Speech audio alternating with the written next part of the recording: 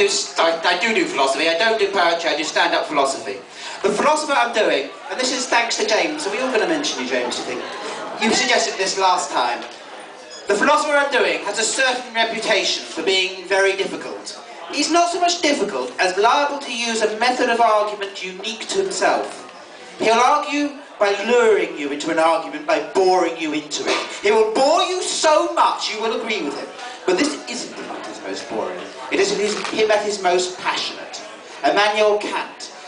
This essay, called What is the Enlightenment, was written, and the date matters here, in 1785. That's after the American Revolution, before the French Revolution, and during the Scientific Revolution.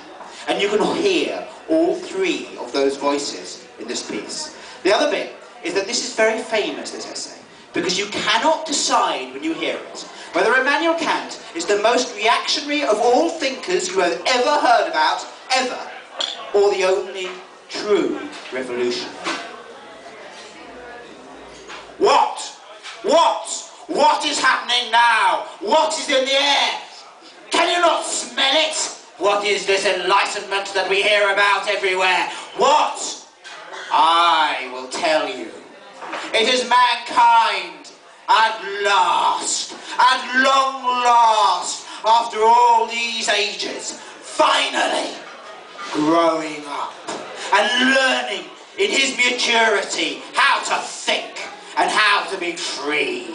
For it is so very difficult, you see, so difficult to think. We are apt to be lazy, to listen to those voices we are given, those beliefs, those half-digested thoughts, those airy nothings we are handed down by the self-appointed guardians of our thoughts, those who would offer us oranges, bananas, chocolates, anything to stop us thinking, anything to stop us from questioning or reflecting. And it is so difficult, they say, to think. The minute you think, you could be wrong.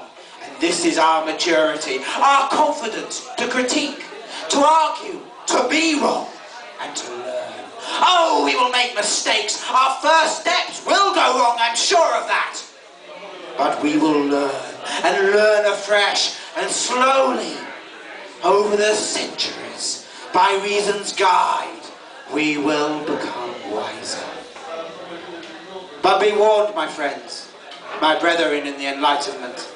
In this, a chasm, who knows how wide will open up between us who are thinking and a public who find thought so difficult, who will hold onto their beliefs, hold onto their laziness, onto their rights to hate who they choose.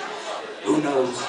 Even at times, maybe, they will rise up as a body and force those who would be enlightened to shut up, to be quiet and to behave, to go back to their old faith. And is there any wonder?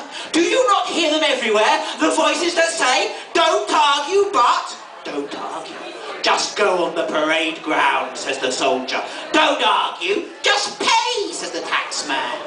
Don't argue, just read and believe, says the journalist. And to them I say, I will argue as much as I like. I will critique as much as I like, for it is my right. It is my maturity. And yet, as we are adult now, we must see something clear.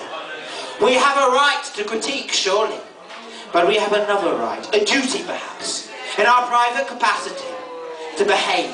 What price a soldier who quarrels on a battlefield? Or what price an idiot who refuses to pay his taxes? If you do that, the whole state falls down and we are all lost, I tell you.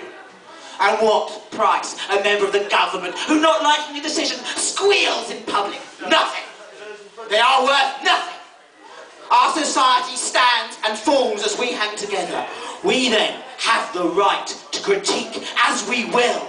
But in the end, we must obey. We must.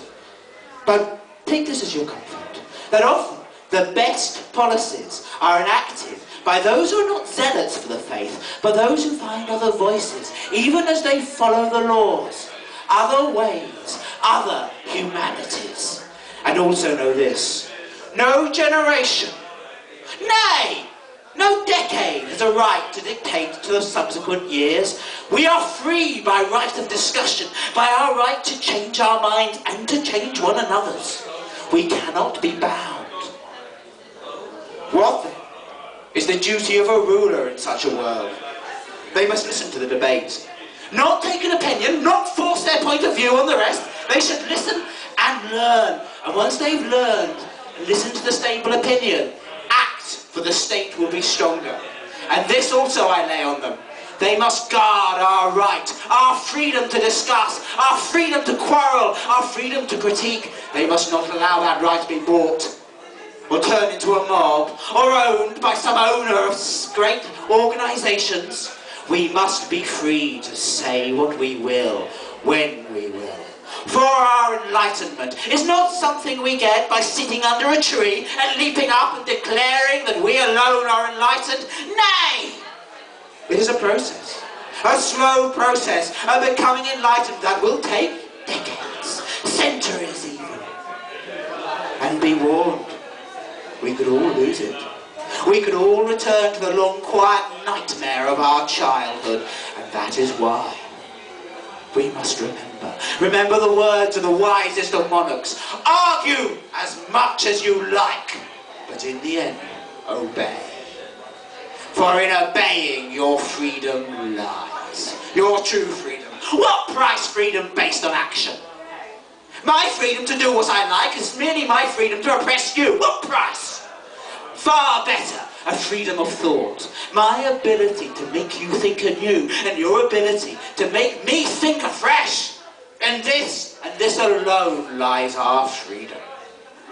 Hold it, and our enlightenment is cherished. Lose it, and all is lost.